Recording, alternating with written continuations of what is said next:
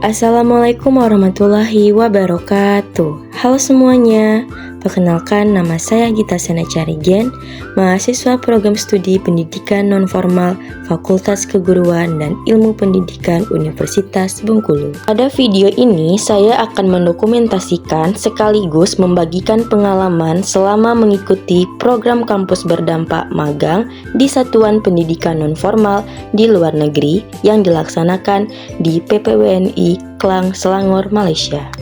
Melalui video ini, saya akan memperlihatkan berbagai kegiatan yang telah saya lakukan, mulai dari tahap persiapan, pelaksanaan program, hasil kegiatan, hingga refleksi dan pembelajaran yang saya peroleh selama menjalankan program magang. A few moments later. Di video ini saya akan menjelaskan profil dan lokasi lembaga mitra. Program magang ini dilaksanakan di PPWNI Klang yang berlokasi di Pangsapuri Sri Angkasa, Selangor, Malaysia. PPWNI Klang merupakan salah satu pusat layanan pendidikan bagi anak-anak warga Indonesia yang tinggal di Malaysia, khususnya anak-anak pekerja migran Indonesia. Lembaga ini berperan penting dalam memberikan akses pendidikan bagi anak-anak Indonesia agar tetap memperoleh hak pendidikan meskipun berada di luar negeri. Dalam pelaksanaannya, PPWNI Klang menyelenggarakan berbagai kegiatan pembelajaran dan pendampingan pendidikan yang bertujuan mendukung perkembangan akademik, karakter, dan keterampilan peserta didik. Selain menjadi tempat belajar bagi anak-anak Indonesia di Malaysia, PPWNI Klang juga menjadi wadah menanamkan nilai-nilai kebangsaan, budaya Indonesia, dan semangat belajar kepada peserta didik. Selamat datang di kelas 1B. Di sini saya akan melaksanakan kegiatan pembelajaran bersama peserta didik kelas 1B. Sebelum kegiatan pembelajaran dimulai, seluruh peserta didik terlebih dahulu diajak untuk berdoa, yang dimana kegiatan ini bertujuan agar proses belajar berjalan dengan lancar, lebih fokus, dan menumbuhkan sikap disiplin dan rasa syukur sebelum memulai pembelajaran. Setelah berdoa, saya menyapa peserta didik dan menanyakan kabar mereka untuk menciptakan suasana belajar yang lebih akrab dan menyenangkan. Selanjutnya, saya mengulas kembali materi yang telah dipelajari pada pertemuan sebelumnya. Saya memberikan beberapa pertanyaan sederhana kepada peserta didik untuk mengetahui sejauh mana mereka masih mengingat dan memahami materi yang telah diajarkan. Setelah memastikan peserta didik memahami materi sebelumnya, pembelajaran kemudian dilanjutkan sesuai dengan RPP dan materi yang telah disusun oleh tutor sanggar. Selama proses pembelajaran berlangsung, saya mendampingi peserta didik dalam memahami materi, mengerjakan tugas, dan memberikan bantuan kepada peserta didik yang masih mengalami kesulitan belajar. Pada saat yang sama, saya juga melakukan observasi secara langsung terhadap setiap peserta didik untuk melihat tingkat partisipasi, kemampuan memahami instruksi, kemampuan membaca, menulis dan berhitung, dan interaksi mereka selama kegiatan belajar berlangsung. Saat jam istirahat tiba, kegiatan pembelajaran dihentikan sementara dan peserta didik mulai mempersiapkan diri untuk melaksanakan sholat berjamaah di masjid. Selama kegiatan ibadah berlangsung, guru memberikan bimbingan dan pengawasan agar peserta didik dapat melaksanakan sholat dengan baik sesuai tata cara yang benar. Kegiatan ini tidak hanya bertujuan untuk memenuhi kewajiban beribadah, tetapi juga untuk menanamkan nilai-nilai kedisiplinan dan tanggung jawab. The next day. Memasuki hari Jumat, kegiatan belajar diawali dengan senam pagi bersama yang diikuti oleh seluruh peserta didik dan guru. Suasana pagi yang cerah membuat kegiatan senam berlangsung dengan menyenangkan dan penuh keceriaan. Setelah kegiatan senam selesai, peserta didik diberikan arahan untuk melaksanakan kegiatan Jumat bersih dengan didampingi oleh guru. Peserta didik bersama-sama mengumpulkan sampah yang berada di sekitar lingkungan sanggar belajar. Kegiatan kemudian dilanjutkan dengan mengaji, yang dimana peserta didik membaca ayat-ayat Al-Quran dan Iqra secara bergantian dengan bimbingan guru. Sementara peserta didik yang sedang menunggu giliran mengaji, mereka tetap mengikuti kegiatan pembelajaran dengan mengerjakan tugas seni budaya yang telah diberikan oleh guru. Dengan penuh antusias, mereka mulai menuangkan ide dan kreativitasnya ke dalam bentuk gambar menggunakan pensil dan pensil warna yang telah disiapkan. A few moments later. Sebelum pulang, peserta didik terlebih dahulu melaksanakan piket kelas sesuai dengan jadwal yang telah ditentukan. Di sini, guru turut mengawasi dan memberikan arahan selama kegiatan piket berlangsung.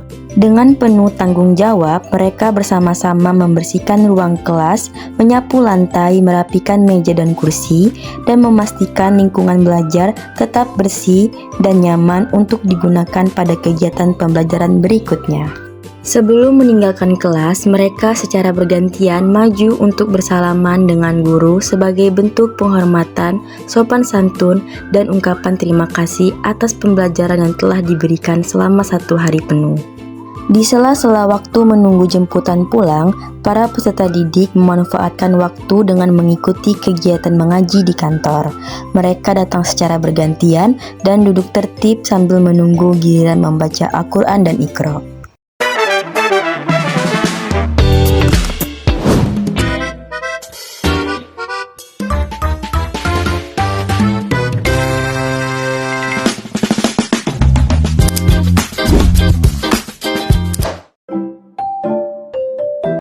Pada kegiatan proyek mata kuliah kewirausahaan ini, materi yang disampaikan meliputi pengenalan konsep kewirausahaan, pentingnya kreativitas, kerjasama, dan bagaimana mengembangkan ide menjadi sebuah produk atau karya yang bernilai. Setelah penyampaian materi, kegiatan dilanjutkan dengan praktik secara langsung yang dimana anak-anak diajak untuk mandiri, mengembangkan ide dan membuat hasil karya mereka sesuai arahan yang telah diberikan.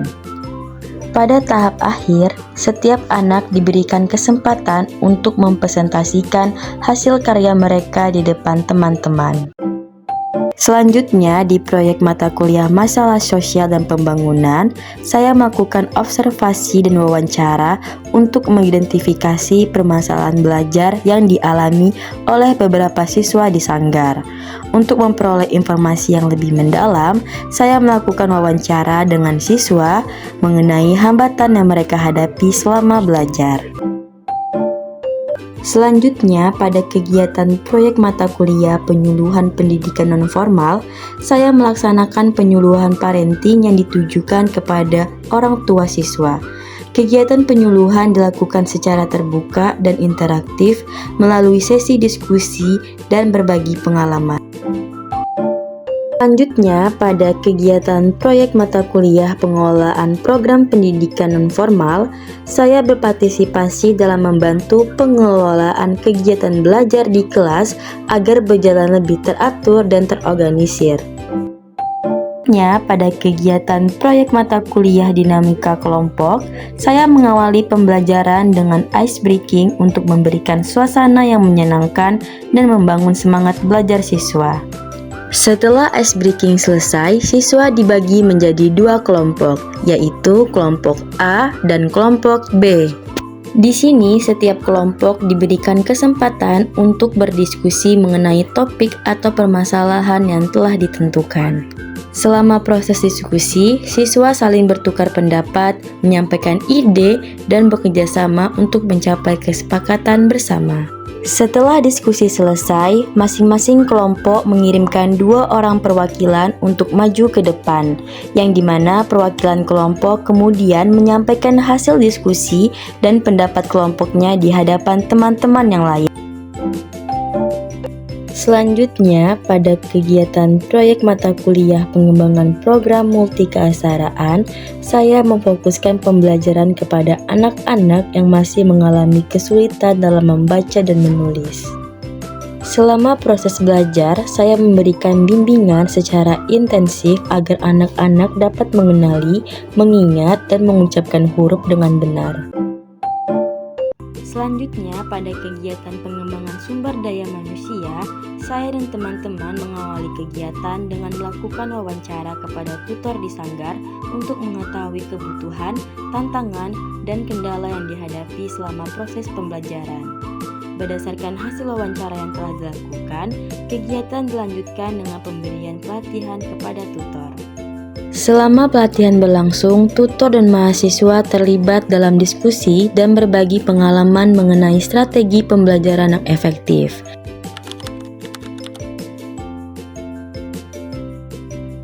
Oke guys, selain melaksanakan kegiatan pembelajaran di Sanggar, kami juga menyelenggarakan program kerja KKN. Di sini kami melakukan pemasangan poster di berbagai sudut strategis lingkungan Sanggar, tempat berkumpul peserta didik, dan lokasi yang sering dilalui oleh warga Sanggar. Setelah melaksanakan pemasangan poster edukasi di lingkungan Sanggar Bimbingan Belajar, kami melanjutkan kegiatan dengan melakukan kampanye pengelolaan sampah secara langsung ke setiap kelas. Kampanye dilakukan dengan mengunjungi setiap kelas yang sedang melaksanakan kegiatan belajar, yang dimana kami, tim KKN, memberikan sosialisasi mengenai pentingnya menjaga kebersihan lingkungan, membuang sampah pada tempatnya, dan membiasakan diri memilah sampah sebelum dibuang. Materi disampaikan secara sederhana dan interaktif agar mudah dipahami oleh peserta didik dari berbagai jenjang usia. Selama kegiatan berlangsung, peserta didik diajak berdiskusi mengenai kondisi lingkungan sekitar, kebiasaan yang sering dilakukan terkait pengelolaan sampah, dan dampak yang dapat terjadi apabila lingkungan tidak dijaga kebersihannya. Di sini juga kami membagikan poster edukasi kepada seluruh peserta didik, yang dimana setiap peserta didik memperoleh 1 lembar poster yang dapat dibawa pulang dan ditempelkan di rumah masing-masing. Selanjutnya, kami melanjutkan program dengan mengadakan kegiatan edukasi pengelolaan sampah kepada anak-anak Sanggar. Kegiatan diawali dengan penyampaian materi mengenai pengertian sampah, jenis-jenis sampah, dan sumber sampah yang sering ditemukan di lingkungan rumah, sekolah, dan masyarakat. Di sini kami menjelaskan bahwa sampah yang tidak dikelola dengan baik dapat menimbulkan berbagai permasalahan seperti pencemaran lingkungan, banjir, munculnya berbagai penyakit, dan menurunnya kualitas lingkungan hidup. Penyampaian materi dilakukan menggunakan metode yang menarik dan interaktif agar peserta didik lebih mudah memahami informasi yang diberikan. Di sini kami memberikan berbagai contoh sederhana yang dekat dengan kehidupan sehari-hari, seperti membuang bungkus makanan, botol minuman, kertas bekas, dan sisa makanan. Untuk meningkatkan partisipasi peserta didik, kegiatan juga diselingi dengan sesi tanya jawab dan permainan edukatif yang berkaitan dengan pengelolaan sampah. Peserta didik terlihat antusias menjawab pertanyaan dan berbagi pengalaman mengenai cara mereka menjaga kebersihan lingkungan di rumah maupun di Sanggar. Kegiatan ini tidak hanya membuat suasana belajar menjadi lebih menyenangkan, tetapi juga peserta didik memahami materi dengan lebih baik. Setelah mendapatkan materi, mereka jadi tahu bisa memanfaatkan kembali barang yang masih dapat digunakan dan mendaur ulang sampah menjadi barang yang memiliki nilai guna. Melalui penjelasan tersebut, peserta didik mulai memahami bahwa sampah tidak selalu menjadi barang yang harus dibuang, tetapi juga dapat dimanfaatkan kembali apabila dikelola dengan baik. Kegiatan selanjutnya melaksanakan pembentukan pojok lingkungan dan bak sampah sederhana di Sanggar Bimbingan Belajar. Kegiatan ini bertujuan untuk menyediakan sarana edukasi sekaligus praktik bagi peserta didik dalam menerapkan pengetahuan yang telah diperoleh mengenai pengelolaan sampah. Kita lanjut kegiatan selanjutnya, pembuatan ekobrik dan daur ulang kreatif. Dilanjutkan dengan praktik daur ulang kreatif menggunakan berbagai barang bekas yang mudah ditemukan di lingkungan sekitar, seperti botol plastik, kardus bekas, tutup botol, kertas bekas, dan berbagai material lainnya yang dimanfaatkan menjadi karya sederhana yang memiliki nilai guna dan nilai estetika. Peserta diajak untuk berkreasi sesuai dengan ide dan imajinasi masing-masing sehingga mereka dapat mengembangkan kreativitas sekaligus belajar memanfaatkan barang bekas. Kegiatan terakhir, kami melaksanakan kegiatan penyuluhan kepada orang tua mengenai pengelolaan sampah rumah tangga. Materi disampaikan secara komunikatif sehingga mudah dipahami oleh seluruh peserta yang hadir.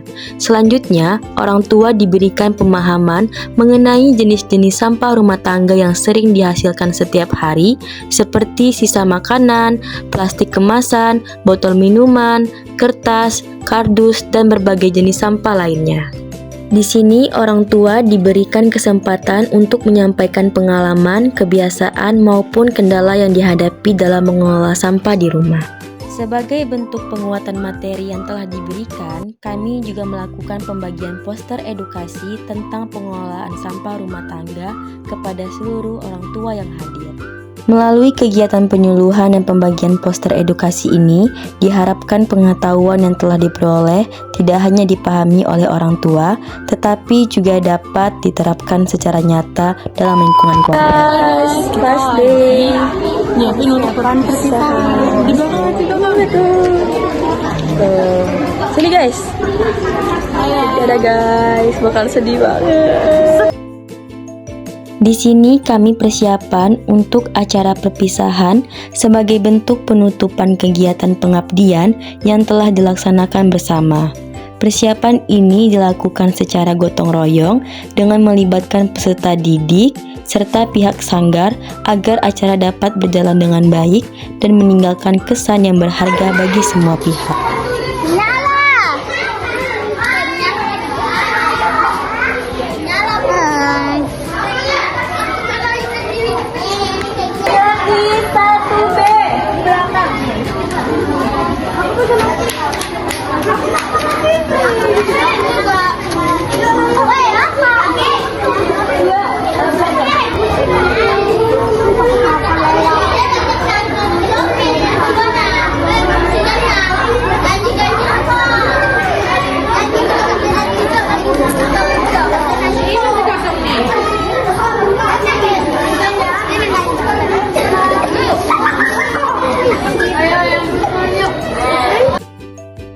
Sebelum kegiatan pembukaan dimulai, kami terlebih dahulu mengkondisikan seluruh peserta didik agar suasana menjadi lebih tertib dan kondusif. Selanjutnya, acara dilanjutkan dengan penyampaian pesan dan kesan oleh perwakilan peserta didik. Pada kesempatan ini, 1-4 orang peserta didik maju ke depan untuk mewakili teman-temannya dalam menyampaikan ungkapan perasaan dan pengalaman yang telah mereka rasakan selama mengikuti kegiatan pembelajaran.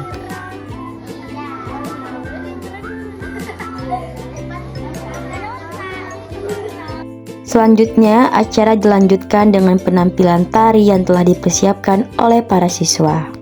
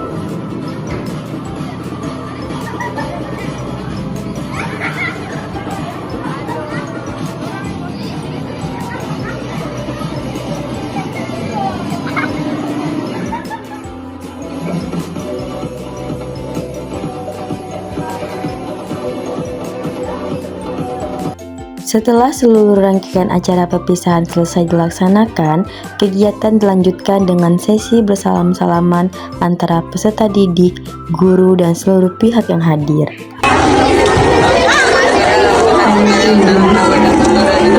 A few moments later. Demikian aktivitas saya selama menjalankan program kampus berdampak di PPWNI Klang Selangor, Malaysia. Terima kasih kepada Universitas Bengkulu, seluruh tutor, peserta didik, pengelola sanggar, dosen pembimbing, dan semua pihak yang telah memberikan dukungan selama kegiatan berlangsung. Sampai jumpa di video berikutnya. Wassalamualaikum warahmatullahi wabarakatuh.